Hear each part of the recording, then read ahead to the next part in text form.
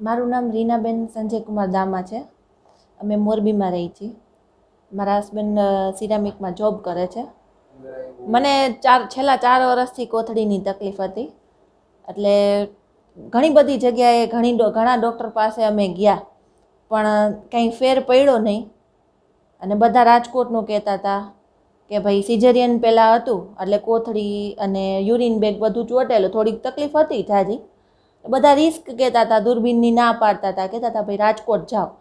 પછી અમે બહુ આમ ધક્કા ખાઈને થાક્યા. પછી આ તો અમે નસીબદાર કે અમને અહીંયા ઉમા હોસ્પિટલનું એડ્રેસ મળ્યું અને સાહેબને એક વખત બતાવવા આવ્યા.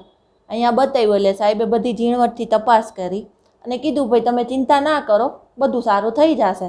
ડર હતો, રિસ્ક હતું, ઘણા ડૉક્ટરે બીવડાવ્યા હતા એટલે બીકઈ હતી, પણ સાહેબે જે સાંત્વના આપી, હિંમત આપી એટલે એમ થોડીક આમ હિંમત આવી કે ના બધું સારું થશે. પછી અહીંયા ઓપરેશન થયું.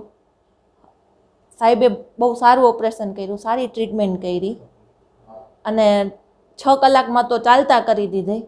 એક વખત તો મને એવું હતું કે ભાઈ ઓપરેશન પછી હાચે હું ઘરે જઈશ કે નહીં જાઉં, પણ હકીકતમાં સાહેબે જે ટ્રીટમેન્ટ આપી અને 6 કલાકમાં ચાલતી કરી એટલે એક રીતે એવું જ કહેવાય કે સાહેબે નવું જીવન આપ્યું એમ કહો ને તોય હાલે.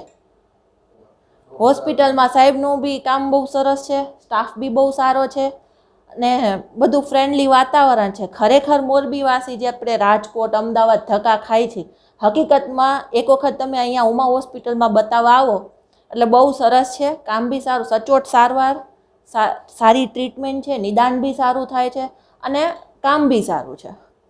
રાજકોટ કે અમદાવાદ ધક્કા ખાવાની જરૂર નથી. ખરેખર અમે હોથી સાહેબને ખૂબ ખૂબ દિલથી અભિનંદન, દિલથી ધન્યવાદ અને દિલથી આશીર્વાદ. મેડમનું બી કામ બહુ સારું છે, મેડમ બી બહુ સપોર્ટિવ છે.